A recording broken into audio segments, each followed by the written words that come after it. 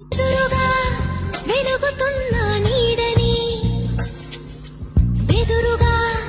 కలుగుతున్న హాయిని, అనువున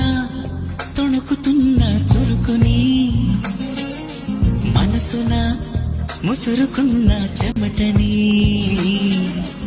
ఇష్ట కష్టాలని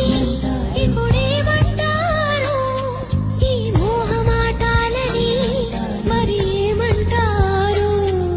స్వల్ప భారాలని ఇప్పుడేమంటారు, సమీప దూరాలని